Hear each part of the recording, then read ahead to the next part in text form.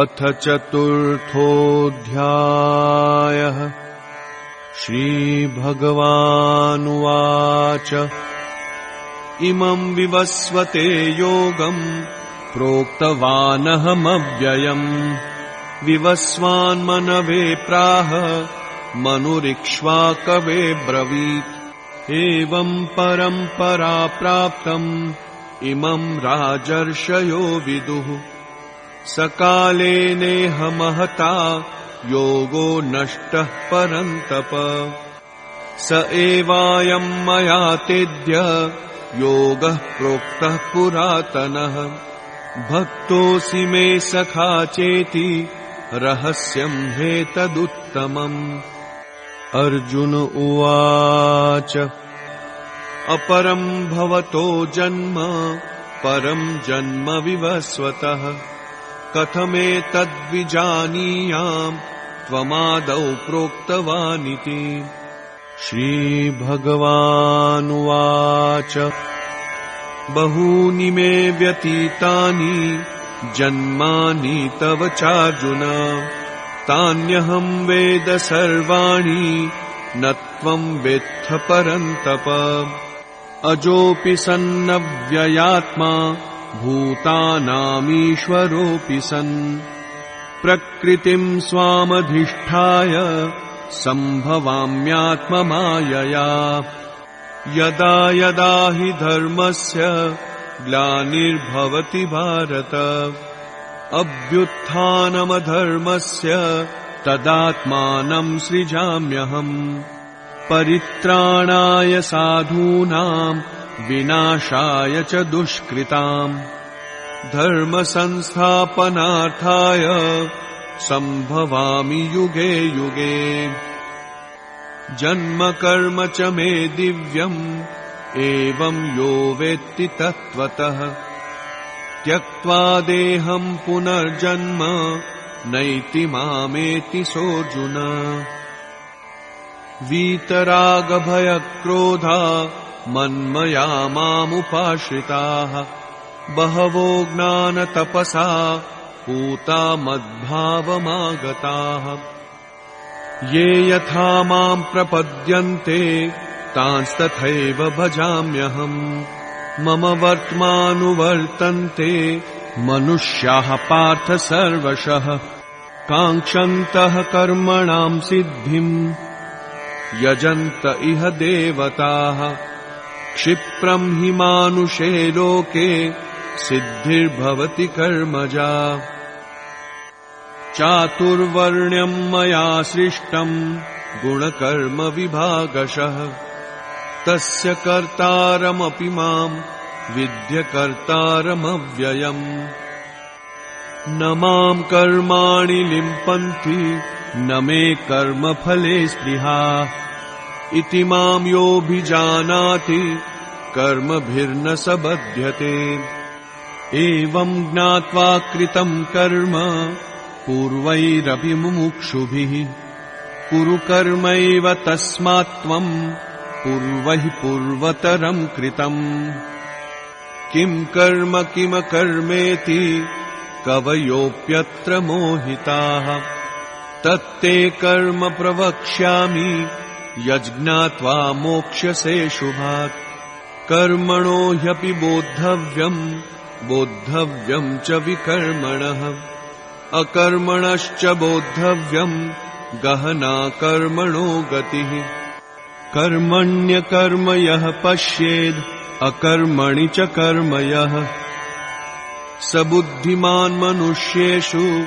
स युक्तः कृत्स्नकर्मकृत् यस्य सर्वे समारम्भाः कामसङ्कल्पवर्जिताः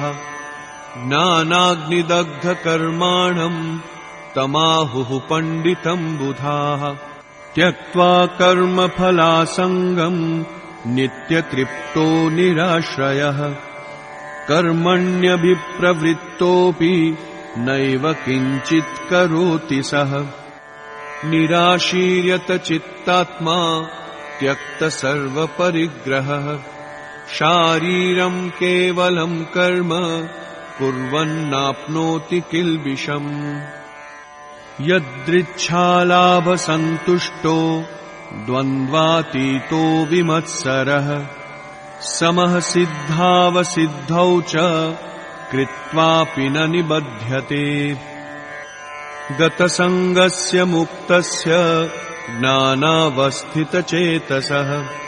यज्ञायाचरतः कर्म समग्रं प्रविलीयते ब्रह्मार्पणं ब्रह्महविः ब्रह्माग्नौ ब्रह्मणाहुतम् ब्रह्मैव तेन गन्तव्यम् ब्रह्मकर्म समाधिना दैवमेवापरे यज्ञम् योगिनः पर्युपासते ब्रह्माज्ञावपरे यज्ञम् यज्ञेनैवोपजुह्वति श्रोत्रादीनीन्द्रियाण्यन्ये संयमाग्निषु जुह्वति शब्दादीन् विषयान्नन्य इन्द्रियाग्निषु जुह्वति सर्वाणीन्द्रियकर्माणि प्राणकर्माणि चापरे आत्मसंयमयोगाग्नौ जुह्वति ज्ञानदीपिते द्रव्ययज्ञास्तपोयज्ञा योगयज्ञास्तथा परे स्वाध्यायज्ञानयज्ञाश्च यतयः संशितव्रताः अपाने जुहति प्राणम् प्राणे पानम् तथा परे प्राणापानगतिरुद्ध्वा प्राणायामपरायणाः अपरे नियताहाराः प्राणान् प्राणेषु जुह्वति सर्वेऽप्येते यज्ञविदो यज्ञक्षपितकल्मषाः यज्ञशिष्टामृतभुजो यान्ति ब्रह्म सनातनम् नायम् लोकोऽस्त्ययज्ञस्य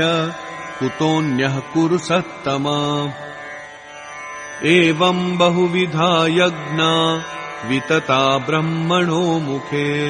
कर्मजान् विद्धि तान् सर्वान् एवम् ज्ञात्वा विमोक्ष्यसे श्रेयान् द्रव्यमयाद्यज्ञात् ज्ञानयज्ञः परन्तप सर्वम् कर्माखिलम् पार्थ ज्ञाने परिसमाप्यते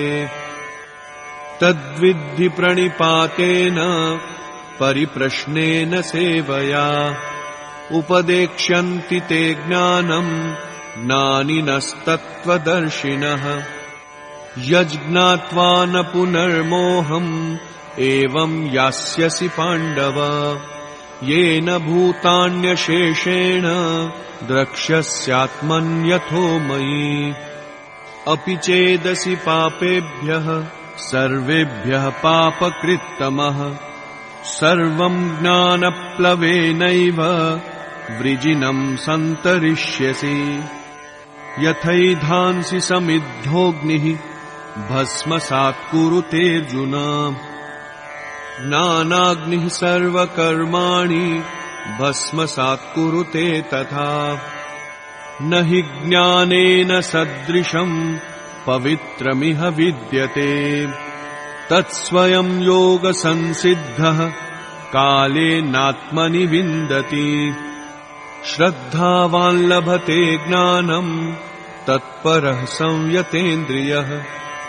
ज्ञानम् लब्ध्वा पराम् शान्तिम् अचिरेणाधिगच्छति